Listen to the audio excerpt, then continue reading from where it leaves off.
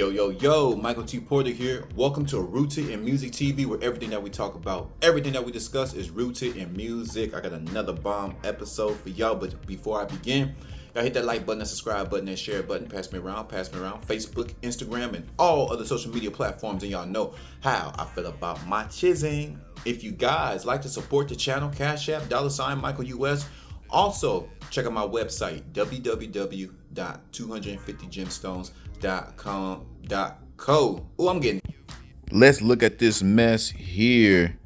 This is Trick Daddy and Nicki Minaj. This is according to hiphopdx.com. Nicki Minaj seemingly responds to Wack 100 saying Pink Friday 2 did not break records. This article is written by Ruth Hawkins. Nicki Minaj has seemingly responded to Wack 100's assertion that her latest effort, Pink Friday 2, hasn't had the impact media claims. That nigga Wack always running his mouth. This is a run your mouth era. On Saturday, the Queens native took to X, writing, "Barbs, did we break any records?" The comment appears to be a response to an audio clip in which Wack can be heard alleging that while Nicki has the larger arsenal of work, Cardi B is miles ahead in terms of impact. I'm gonna give y'all my opinion later. Cardi B versus Nicki. I don't know about no breaking no records because ain't none of those numbers breaking nobody's records right now. No artist, he began. So was he saying no artist breaking the records? Let me see those numbers breaking nobody's records right now. No artist. So he's saying no artist is breaking records, if I'm not mistaken. Overall, as far as albums, Nicki got more work done. That's a fact. But right now, he concluded with Cardi B mentioned as her competition. Let's see. The disagreement comes on the heels of Young Money rapper laughing off accusations that she's a bully. Following the release of Pink Friday 2, she sat down for an interview with Apple Music One's Ebro Darden that was published on Thursday, January 4th. Among a myriad topics, the pair discussed the difference between her rap persona and everyday Onika. So who's Onika? Onika is her alter ego? Hold on, let me see who's Onika. Onika, is that her Chinese name? Let me see. Oh, that's her real name? Oh, her real name is Onika?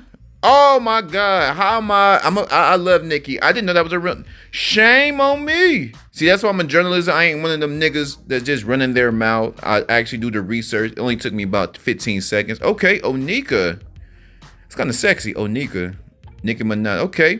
To which she shared the shows up as a bit of both as she joked about making fun of these hoes. So she's making fun of these hoes. She's been doing that since she first came out. You're just getting Nicki when you hear the music, she said around the 8:39 mark.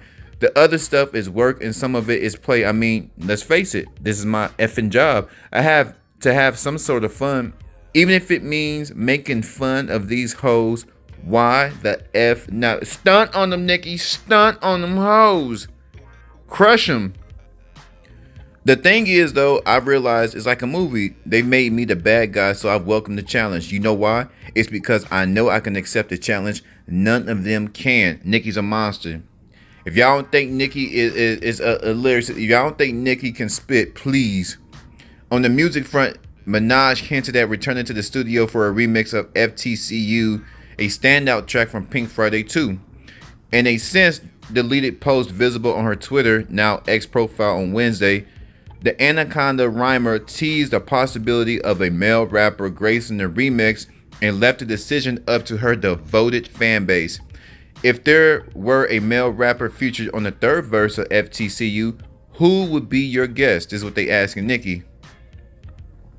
Let's see. Oh, wait. Oh, okay. Nicki's asking us. Oh, who should be on? Well, I haven't heard it yet. Sorry, y'all. I went to a public school. So you got to forgive me. Some of the words are moving too fast. Like my eyes move too fast from my mouth sometimes. I got a bad habit of doing that because my teacher said that's the best way to read. Just scan real fast and do your best to have your mouth keep up. And my mouth hasn't kept up ever. So y'all got to forgive me. Public education messed my brain up. Now, I don't know if it was a public school education or is all that weed back in California. But anyway, I'm gonna dive deep into this. I'm gonna meet you on the other side to break down Wack's perspective. She's not breaking records, and her against Cardi B. I want to touch on that. I'm gonna meet y'all on the other side. Let's go. Would y'all like my opinion? Would y'all like my opinion? Of course you do. That's why your ass is here. Wack 100 is always, he's one of the biggest trolls on the internet. That nigga control his behind off. Always gotta put his nose where nobody asks for him to put it. Now, he said something about the record sales is not impactful, and he's saying that Cardi B is more impactful. Nicki Minaj has more material, but Cardi B is more impactful. Well, Cardi B is nothing but a knockoff Nicki Minaj. Let's be quite honest.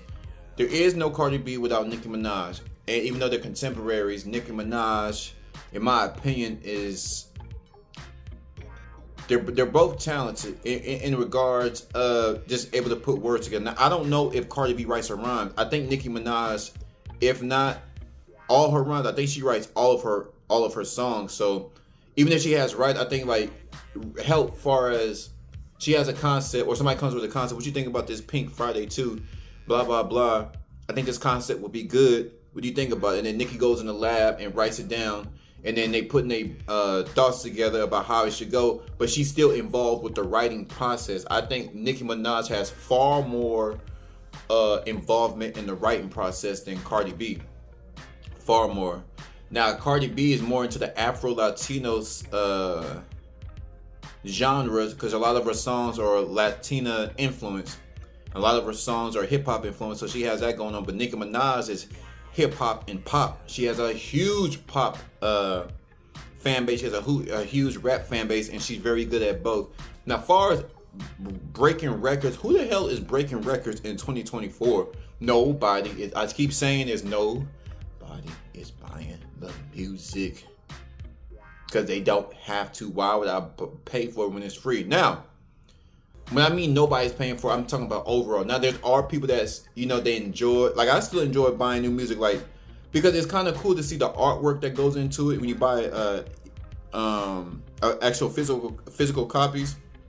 When you buy a physical copy of it, you're able to see like all of the, effort they put into it. The little book. I remember small, we had the little books in the CDs. You take the book out and go through all the books and have all the songs, 1, 2, 3, 4, this song name, and they have like little pictures and captions, and that's pretty cool. And I own it. This is my music now. They own it far as like the rights and properties and all that, but far as a consumer, this is mine. This is mine. So buying music, owning the music in regard as a consumer, it still goes on, but I'm saying it's not at the level as early 2000s, 90s, 80s, and going on back. Because the music is free. Like I just listened to Gangstafied. I didn't have to buy the album to listen to the damn song. The song is free. The song is free. People making their money off shows and stuff like that. So anybody doing Thriller numbers, Michael Jackson numbers, them days is over. Now it's about streaming and touring and selling merch and there's other ways to make money. So vlogging, having one-on-one with your fan base. You can do super chats. So the internet really opened up the money game. Even though the album sales are not jumping like they used to, there's still other ways to make money. So I don't understand why he keeps talking about the records. And there's so many people doing music now. So it's like, it's really tricky right now. It's really tricky. Breaking records, I don't know. Nobody's like doing crazy. Like I said, nobody's doing crazy numbers. But in my opinion, Nicki is better than Cardi. Because of their originality, and Cardi B, like I said, she's copying Nicki, so Nicki's already, her originality is number one. 2, she's more involved with the writing process. I believe she's more involved with the writing process, and that's always a plus. So I'm just thinking like, Wack 100. He says things to get the internet jumping, to get his name out there. He knows how to keep his name relevant. So he's great at strategizing and keeping his brand alive and saying, like he said, Nipsey's not a legend. And Nipsey was his, I don't even say they best of friends, but Nipsey, Wack 100 and Game put Nipsey on. So it was Blood members, the Wack 100 and Game, that put a Crip member on, which is Nipsey, on the game gave Nipsey his first show. So he says things that make you think. That's the whole more, is thought provoking. Why you say this man not a legend and you invested your time and effort into getting him started? Like it's crazy. Like usually when people, the reason I'm saying, because usually when you support somebody or you jumpstart their career, I'm not saying Wack 100 and Game was the only ones that helped get it going, but they're the ones that he said it gave him his first show, took him on tour. So the Game and Wack took Nipsey on tour. So especially when your friend dies or somebody that's that were under you, you were their mentor. When they die, you're usually gonna put them at the highest. You're gonna propel them even after death. But he said, "No, he ain't no legend." I'm like, damn. So he knew people were gonna start talking about it. Like I was even thinking, Wack is good at trolling and getting people thinking, but he doesn't do it in a way that's overly not obnoxious. He doesn't do it in a way where it's so recognizable. He say it's so slick to make you like. Then he makes his face, and when every time Wax talk, he's like, how could you say he's not a legend? That was y'all put him on, like he did. Like he makes you think. He's mastered that. So once again, he's making us think: is Cardi B's Pink Friday 2 impactful? Is it groundbreaking? Is it record breaking? Now everybody's starting to talk. He knows how to get people talking. So maybe this is an alley-oop for Nicki Minaj. Everything is about marketing, keeping your name relevant, keeping it alive. Whether it's getting in a relationship with somebody, whether it's saying something off the wall, that is the game. So y'all flood my comments. What do y'all think? Who do you got? Cardi B or Nicki Minaj? Cardi B or Nicki Minaj? And is Nicki Minaj still impactful? 250 Rooted in Music TV. I'm gone.